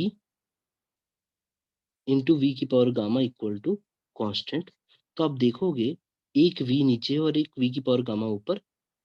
और एनआर भी हो सकता है बेटा गैस में कांस्टेंट हो, तो हम ऐसे लिख सकते हैं टी वी की power gamma minus one equal to नया कांस्टेंट सी डैश।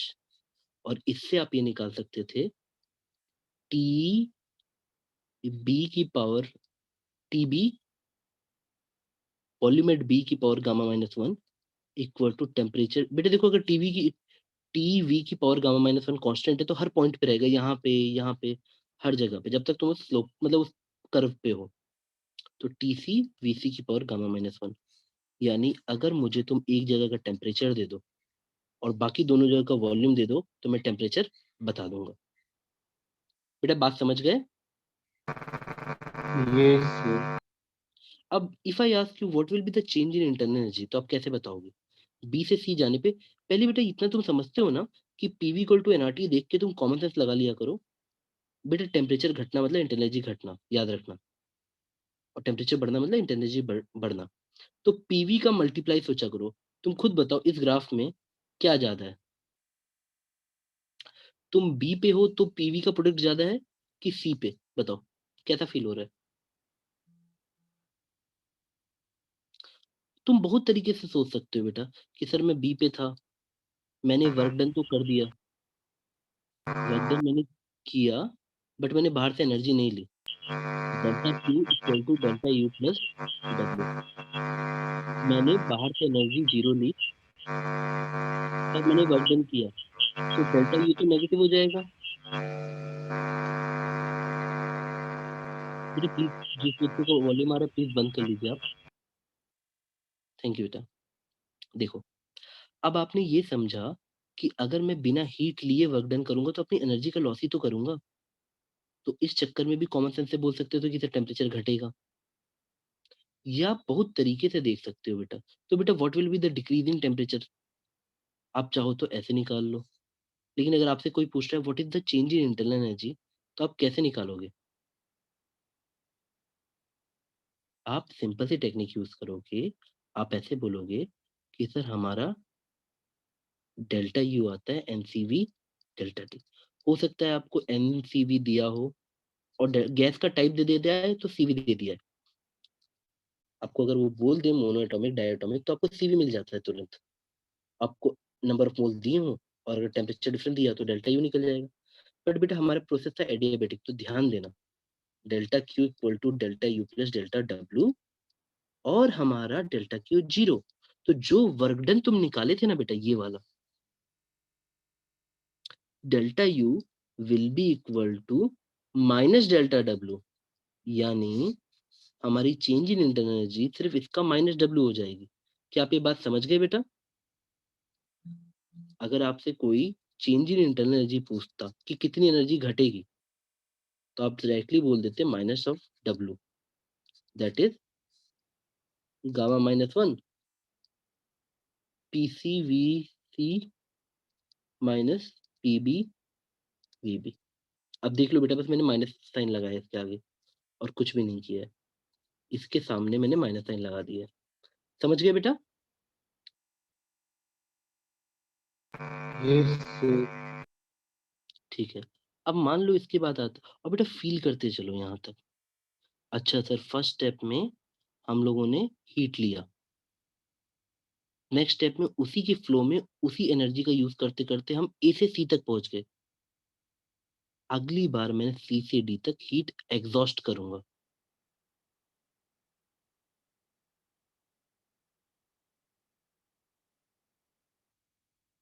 हम सी पे हैं और हमें डी तक जाना है और ये प्रोसेस आइसोथर्मल है। तो तुमको नहीं लगता बेटा यहाँ टेम्परेचर बढ़ेगा? देखो, पीवी वॉल्यूम घट रहा है।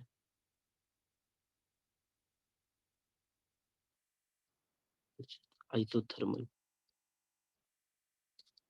आइसोथर्मल देखो अब रिपीट होगा। हमने जो फर्स्ट दो प्रोसेस पढ़े हैं और अगले दो प्रोसेस हैं वो दोनों आइडेंटिकल हैं, बस साइन का अंतर आ जाएगा।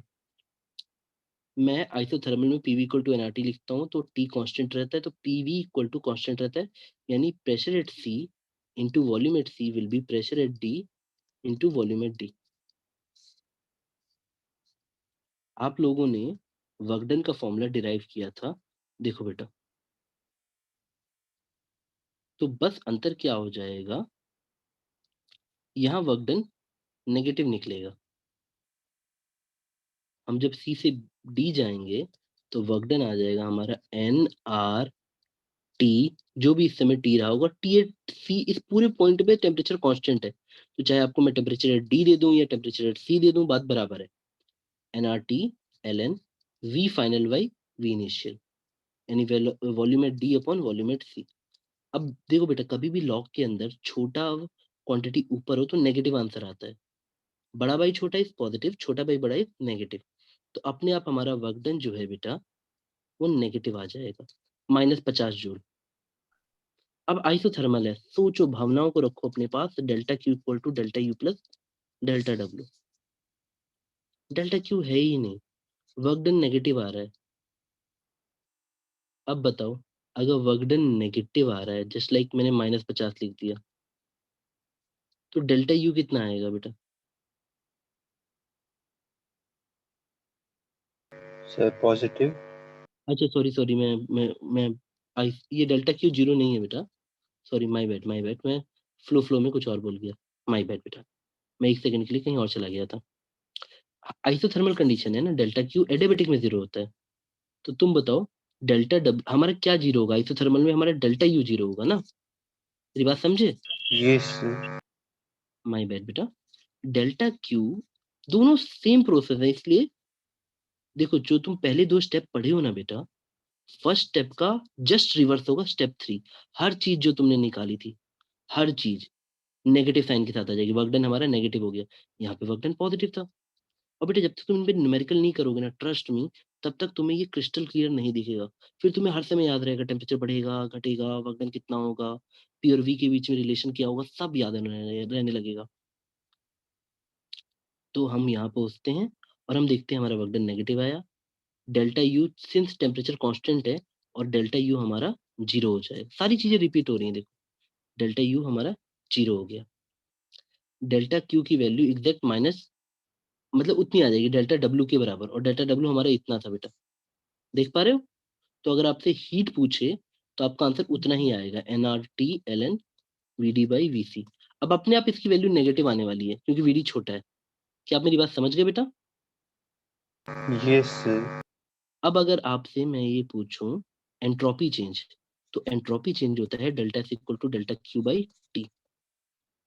तो आप जब इसको बाई टी से डिवाइड करोगे you will get N R L N V D by V C, almost same as first step.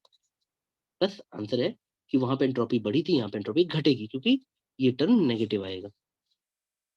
और डेल्टा क्यू भी नेगेटिव होगा क्योंकि डेल्टा डब्ल्यू भी नेगेटिव है। अब जब इसको वैल्यू पुटिंग करोगे you will gate A negative answer, like -50 joule something ऐसा करके। यहाँ तक समझ आया बेटा? Yes sir. तो हम अब बढ़ते हैं लास्ट स्टेप पे। ये भी आइडेंटिकल होगा। हमको डी से ए पे वापस जाना है और झटके से इसको एडियाबेटिक प्रोसेस है। हाँ बेटा, और एक और चीज समझना, पिछली बार ये जो हमारा स्टेप आया सी से डी पे हम गए, हमेशा area under the graph work done होता है, पर वर्क डन नेगेटिव का मतलब, और वर्क डन हमारा डेल्टा क्यू के बराबर है इस बार क्योंकि डेल्टा यू 0 था। तो वर्क डन हमारा डेल्टा क्यू के बराबर है, दैट मीन्स अगर वर्क डन नेगेटिव है that shows delta Q negative है, और डेल्टा क्यू नेगेटिव का मतलब इस बार हीट बाहर जाएगी। तो आप ऐसे फील करना कि सी से डी प्रोसेस में सिस्टम ने हीट बाहर निकाली, क्यू आउट हुआ। बात समझ आई बेटा? एक स्टेप में हीट, यस सर। ठीक है। अब यहाँ पे आ जाओ। इस बार हम डी से ये देखते हैं एडियाबेटिक है। एडियाबेटिक का मतलब डेल्टा क्यू 0, एंट्रोपी होता है delta is equal to delta Q by T, that means ये भी 0।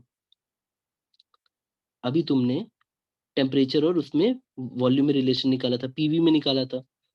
एडियाबेटिक के लिए पीडी वीडी की power gamma equal to PA VA की पावर गामा, या temperature at D volume at D gamma -1 equal to temperature at A volume at A gamma -1। तो इससे तुम टेम्परेचर वॉल्यूम में रिलेशन निकाल सकते हो। वर्क डन हम जब देखते हैं बेटा, वर्क डन का फॉर्मूला बड़ा सिंपल होता है, गामा -1 और P1V1 माइनस P2V2, या इनिशियल प्रेशर वॉल्यूम। अब यहाँ पे इनिशियल प्रेशर क्या है? PD PD minus PA P। यहाँ तक समझ आ रहा है बेटा? Yes sir. अब देखो हमारा डेल्टा क्यू 0 है, हमारी इक्वेशन होती है delta Q equal to delta U plus delta W. तो जब डेल्टा क्यू हमारा 0 है और डेल्टा डब्ल्यू हमने निकाल लिया, और वो भी बेटा वॉल्यूम घट रहा है तो हमेशा नेगेटिव वर्क डन आएगा। अगर वर्क डन नेगेटिव आ रहा है तो नेगेटिव उधर जाएगा। डेल्टा यू हमारा याद रखना बेटा, हमारा इतना आएगा माइनस ऑफ डेल्टा डब्ल्यू। अब डेल्टा डब्ल्यू नेगेटिव है तो नेगेटिव का नेगेटिव पॉजिटिव। ये बात समझ आ गई बेटा? इंटरनल एनर्जी चेंज, टेम्परेचर बढ़ेगा बेटा। मैं तुमको अगर जिस दिन समझा पाया तो तुमको कुछ ऐसा दिखेगा कि सर ये 2 टेम्परेचर के बीच में सर। होता है, T1 ठीक है। सर आपने बोला ये डेल्टा डब्ल्यू नेगेटिव होगा, तो पर सर जब वो अगर डेल्टा क्यू जीरो है तो वो उस साइड जाएगा तो पॉजिटिव हो जाएगा, तो delta U equal to positive delta W आना चाहिए ना।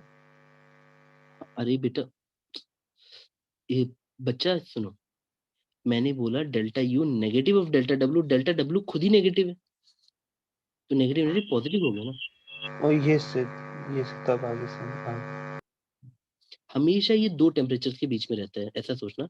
ये दो आइसोथर्मल कर्व्स हैं, T1 एंड T2, और तुम ये ऐसे से कनेक्ट कर देते हो। तो दो ही टेम्परेचर यहाँ पे, अगर तुम बाद में न्यूमेरिकल्स कर लोगे ना तो तुम्हें ये सब दिखेगा। एक्चुअली में पहले टेम्परेचर हाई, बाद में लो। तो आप खुद ही समझ जाओगे कि भाई देखो बेटा, स्टार्टिंग में ना एक टीचर तुमको जब पढ़ा रहा है तो तुम बोलोगे यार ये तो स्टेप्स हैं, 1 2 3 4। बाद में तुम्हें समझ आएगा, अरे सर ये तो वही वाला इंजन है छोटा वाला जो आप पढ़ाना चाह रहे थे। Work done, high temperature T1, low temperature T2। याद है ए से बी अभी दिखाया कि ये टेम्परेचर T1 रहेगा हाई, और ये लो। Yes sir. तब जाके ना एक जगह मिल जाते हैं। पर बेटा देखो, पढ़ाई वैसी ही होती है ना कि लाइक सपोज किसी टीचर किसी अंधे आदमी को ये सिखाना चाहता है कि घोड़ा दिखता कैसा है, तो वो पहले पूंछ के बारे में बताता है, फिर वो मतलब क्या कहते हैं, पेट के बारे में बताता है, ऐसे ऐसे करके। और आखिरी में बच्चा जब सब पोर्शन को फील कर लेता है तब उसे समझ आता है कि घोड़ा कैसा दिखता है। तो उसी तरह से थोड़ा पेशेंस रखना पड़ता है। हो सकता है कि तुम्हें पहले दिन सिर्फ ये कैच हो कि सर ये क्या हुआ, अगले दिन तुमने 3 न्यूमेरिकल लगाए, तुम्हारा दिमाग बिल्कुल चालू हो गया कि अरे यार ए से बी टेम्परेचर T1 था, सी से डी टेम्परेचर T2 था। क्या बेटा ये सब बात समझ आ रही है थोड़ी थोड़ी? और ये जो एरिया हमने निकाला under the graph, area under the graph, यही वही वर्क डन था। मैं बेटा और अच्छे से बताता हूँ, रुको। हमने इसकी भावनाओं को भी पूरा समझो कि हुआ क्या।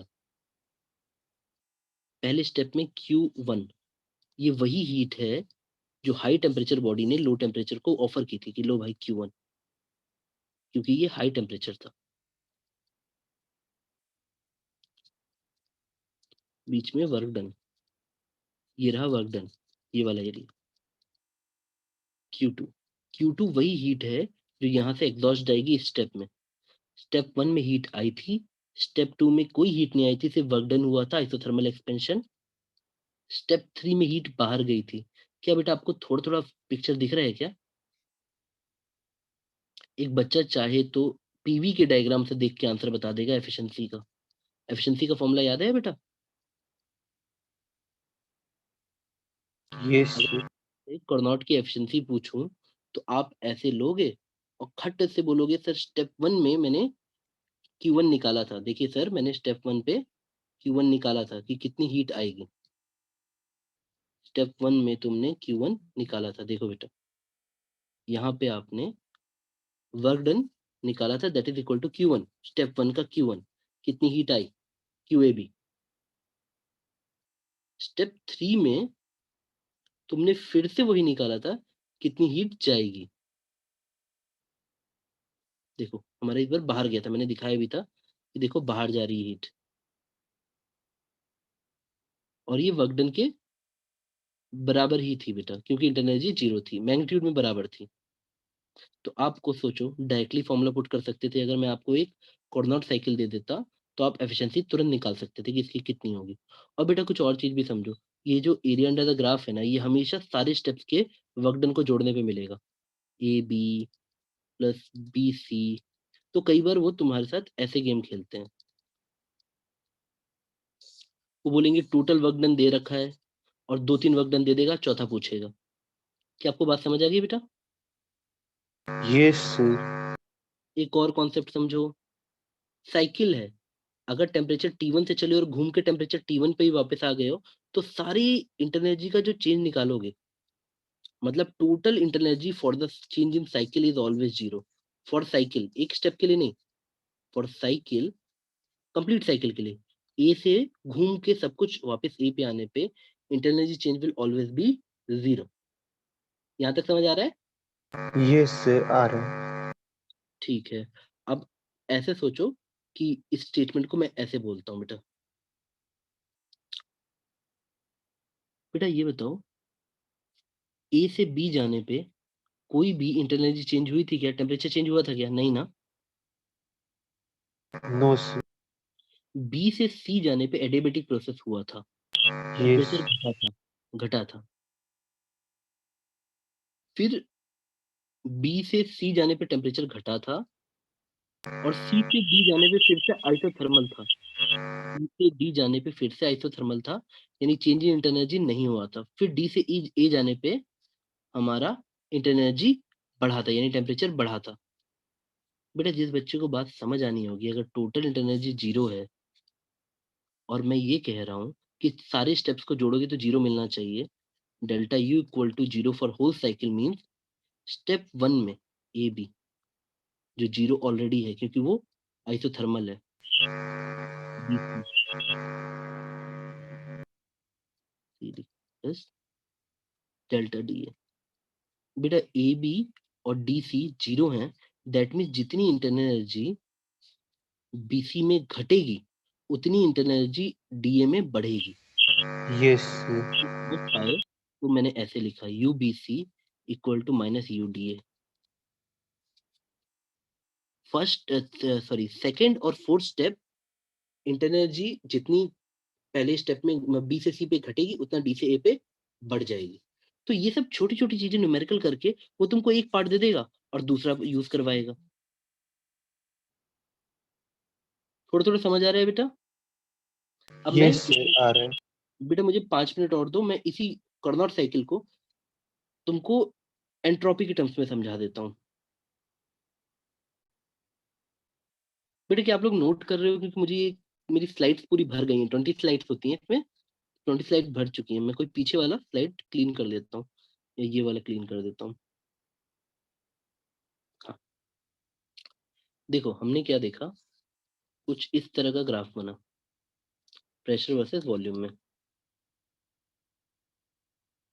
आइसो एटिया, आइसो एटिया, ए बी सी डी। अगर मैं इसका टेम्परेचर वर्सेस एंट्रोपी ग्राफ बनाना चाहता तो क्या बनता? और आप याद रखना, आपने जो अगर नोट्स बना रहे हो या आप इस वीडियो को आराम से देख के नोट्स लिख लिख के बनाओगे तो आपको ये दिखेगा कि हमने हर स्टेप पे एंट्रोपी निकाली थी। तुमको याद है बेटा ए से बी तक कैसा कर्व था? आइसोथर्मल था, तो टेम्परेचर कांस्टेंट रहेगा ना। Yes sir. खुद ही सोचो, ए से बी तक टेम्परेचर कांस्टेंट है। अब मैंने एंट्रोपी क्यों बढ़ाई है? याद करो हीट आई थी, एंट्रोपी था delta S equal to delta Q by T. जब डेल्टा क्यू आएगा तो एंट्रोपी भी बढ़ेगी। ये बात समझ आई? तो एंट्रोपी यस बढ़ गई, सर। हमारा S1 से S2 पहुंच गई। अब अगले स्टेप में आपको याद है एडियाबेटिक प्रोसेस टेम्परेचर था तो घटेगा। अगले स्टेप में बेटा बी से सी जाने पे टेम्परेचर घटा था और हीट नहीं आई थी, तो डेल्टा क्यू 0 था तो एंट्रोपी चेंज 0 था, यानी एंट्रोपी चेंज हो नहीं सकती, यानी स्ट्रेट लाइन और टेम्परेचर को घटना है, तो हमारे पास स्ट्रेट लाइन ही एक ऑप्शन बचता है इस तरह से। फिर सी से डी तक कैसा प्रोसेस था बेटा? आइसोथर्मल अगेन विथ एग्जॉस्ट बाहर जाना, यानी Q2 को बाहर जाना, हीट को बाहर निकालना। अगर डेल्टा क्यू बाहर जाएगा तो नेगेटिव होगा, that means decrease in entropy and temperature constant.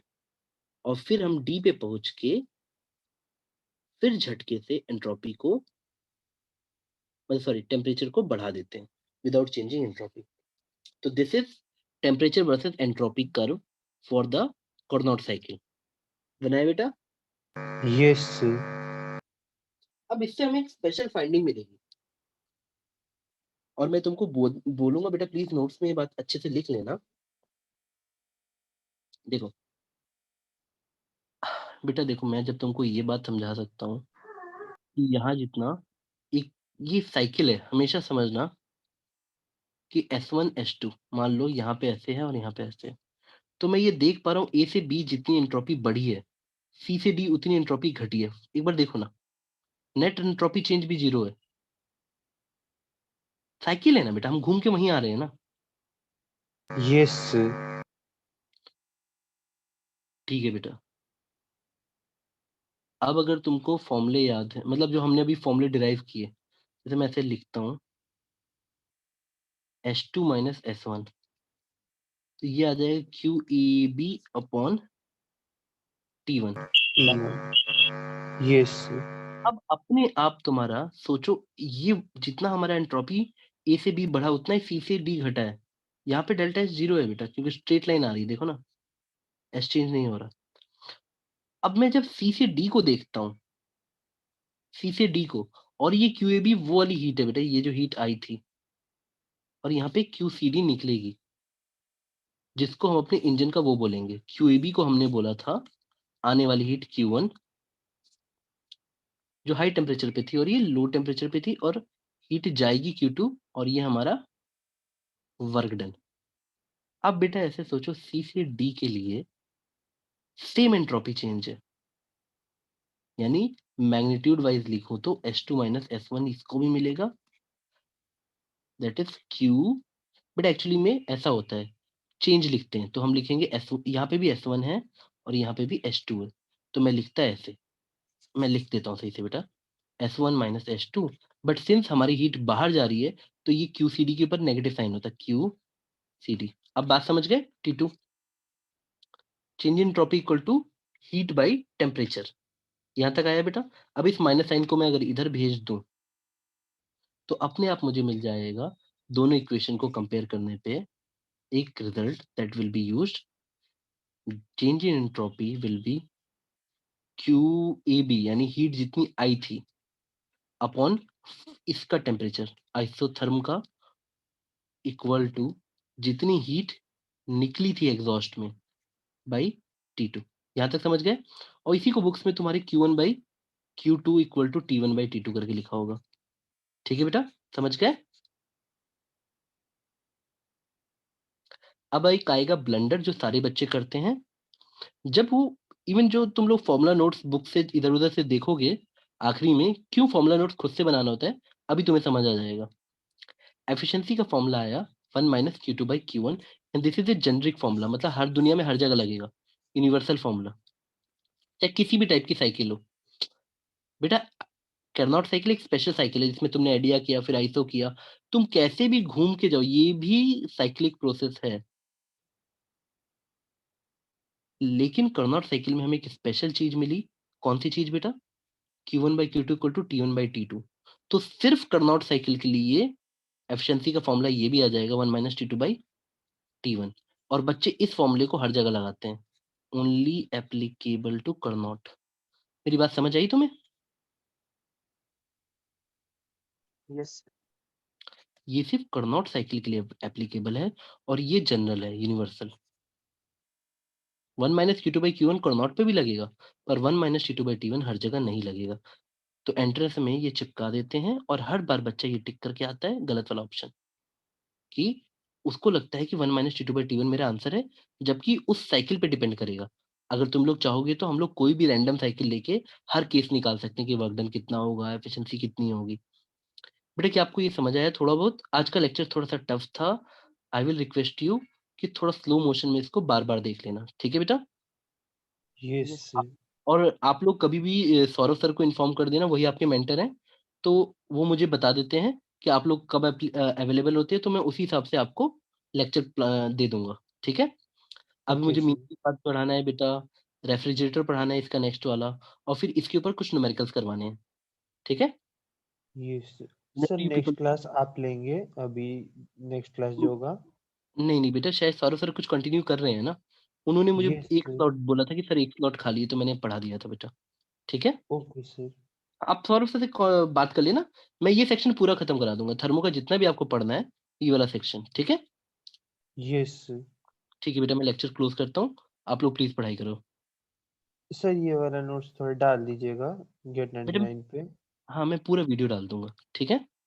Yes sir thank you sir welcome बेटा। हाँ, वेलकम ऑल बेटा।